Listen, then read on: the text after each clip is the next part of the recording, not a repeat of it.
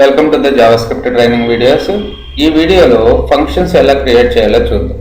First function అంటే ఏంటి? Function is a black of code design to perform the particular task. So function syntax ఏంటి? ఫంక్షన్ని ఎలా create చేస్తామంటే ఫంక్షన్ యూజింగ్ ద ఫంక్షన్ అనే కీవర్డ్ని ముందు రాస్తాం. Function is the keyword. After that function name. Within the parenthesis we are writing the parameters. So parenthesis లో ఈ brackets లో మనం ఏం రాస్తాం? పారామీటర్స్ రాస్తాం. తర్వాత కర్లీ బ్రాకెట్స్ లో కోడ్ టు బి ఏదైతే కోడ్ ఎగ్జిక్యూట్ కావాలో బ్లాక్ ఆఫ్ కోడ్ అందులో రాస్తాం. ఫస్ట్ ఇప్పుడు ఒక ఫంక్షన్ క్రియేట్ చేస్తాను. ఫంక్షన్. సో ఎప్పుడు ఫంక్షన్ క్రియేట్ చేయాలన్నా ఫంక్షన్ అనే కీవర్డ్ని యూజ్ చేసుకోవాలి. తర్వాత ఫంక్షన్ నేమ్ ఏంటి? యాడ్ అనే ఫంక్షన్ని క్రియేట్ చేద్దాం అనుకుంటున్నాను. సో ఇందులో ఏవైతే పారామీటర్స్ని పాస్ చేయాలనుకుంటున్నామో ఆ పారామీటర్స్ని ఇవ్వాలి. Parameter 1, parameter 2, parameter 3. ఓకే, 3 పారామీటర్స్ని పాస్ చేద్దాం అనుకుంటున్నాను. సి. సో తర్వాత ఏదైతే కోడ్ రాయాలనుకున్నామో ఆ కోడ్ని కర్లీ బ్రాకెట్స్లో రాయాలి. ఇప్పుడు నాకు ఎడిషన్నే రిఫ్లెక్ట్ చేయాలి. అది ఎడిషన్ని ఇది చేయాలంటే ఏం చేయాలి? రిటర్న్ అనే కీవర్డ్ని యూజ్ చేస్తాం. Return a plus b plus c. ఈ విధంగా ఇప్పుడు నేను యాడ్ అనే ఫంక్షన్ క్రియేట్ చేశాను విత్ ఎన్ని పారామీటర్స్ తోటి? 3 పారామీటర్స్ తోటి. ఓకే, ఈ విధంగా మనం ఫంక్షన్ క్రియేట్ చేస్తాం. ఒకసారి డెఫినేషన్ చూడండి. A JavaScript function is defined with the function keyword. Function అనేది keyword followed by the name of the followed by the parenthesis. So ఇక్కడ అంతేనా? ఫంక్షన్ కీవర్డ్, తర్వాత నేమ్ ఆఫ్ ద ఫంక్షన్, తర్వాత parenthesis వస్తుంది. Function names can contains the letters, digits, underscore and dollar signs. Same rules as the variable. Function naming ఎలాగిస్తాము? Letters తోటి, digits తోటి. Function నేమ్లో ఏమేమి ఉండొచ్చు? Letters, digits, under score, dollars ఉండొచ్చు. కాకపోతే ఫంక్షన్ నేమ్స్ మాత్రం 1 యాడ్ ఇలా క్రియేట్ చేయకూడదు. కంపల్సరీగా ఫస్ట్ ఆల్ఫాబెట్ ఉండేటట్టు చూసుకోవాలి. ఏ కానీ బి కానీ లెటర్స్ ఉండాలి. సో మళ్ళీ ఫంక్షన్ నేమ్స్ అనేవి కేసెస్ సెన్సిటివ్.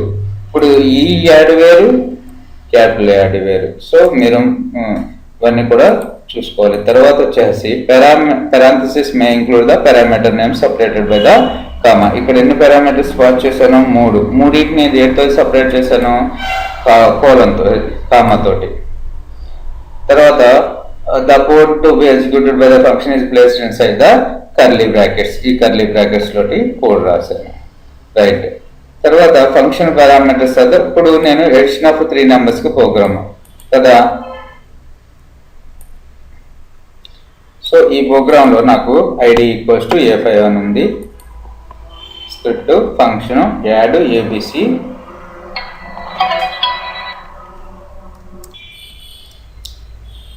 ఈ ఎగ్జాంపుల్లో ఫంక్షన్ యాడ్ ABC అనే పారామీటర్స్ ఉన్నాయి. నా ఫంక్షన్ నేమ్ వచ్చి యాడ్. తర్వాత return ABC. Document dot get element by ID. నా ఐడి వచ్చి A5. Okay. So inner HTML equals to.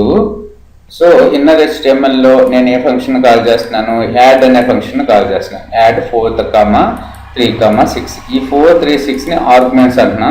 ఇక్కడ పారామీటర్స్ అంటున్నా, లేకపోతే వేరియబుల్స్. ఈ 4 వెళ్ళి ఏలో సేవ్ అవుతుంది, 3 వెళ్ళి బిలో, C6 సిలో సేవ్ అవుతుంది. A plus B plus C ఏమవుతుంది?